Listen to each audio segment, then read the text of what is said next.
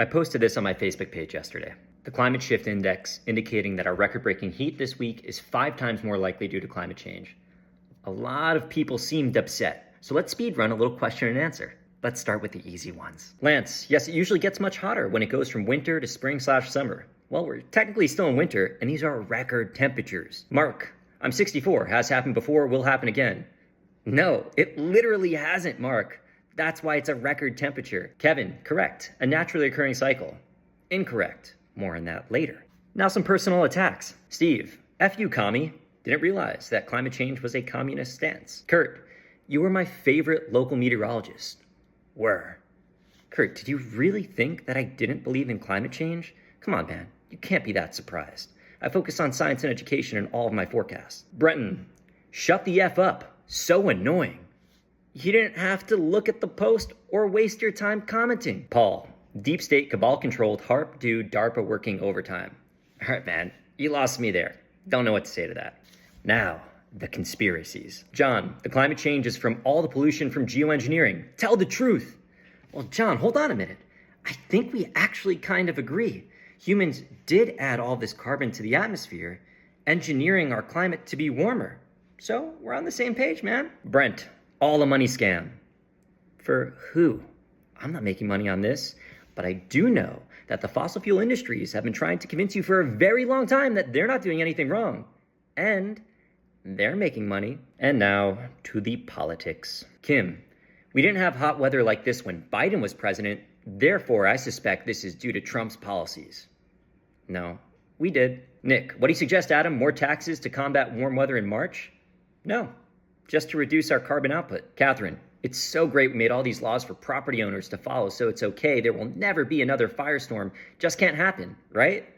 Of course wildfires will continue to happen. But what do you suggest? We don't make any mitigation attempts and just let properties burn? Michael, meanwhile, kids go hungry and people go homeless. Smiling with sunglasses, crying, laughing, rolling eyes emoji. I don't get what you're trying to equate here.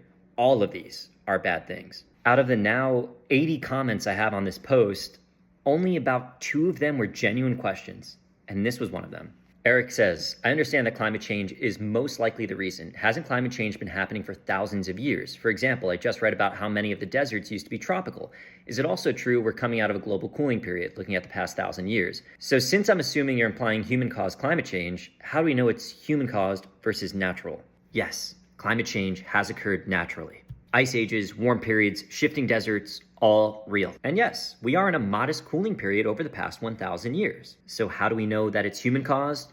4 main things. First is speed. The current warming is happening 10 times faster than any natural post-ice age warming that we have on record. Natural cycles are slow. This one isn't. 2, fingerprinting. We can distinguish human carbon dioxide from natural carbon dioxide based on carbon isotope ratios. Our atmospheric carbon dioxide carries the signature of burned fossil fuels. 3, natural factors just don't explain it. Solar output, volcanic activity, orbital cycles, they've all been measured. And they've either been flat or slightly cooling over the past 50 years, which would result in a decrease, not an increase, in temperatures. And 4th, models have predicted what we have observed. When scientists run climate models with only natural forcings, they can't reproduce this warming trend. When they add human emissions to the modeling, it matches. Honestly, this is my least favorite part of my job. I despise how a scientific issue has become a political one.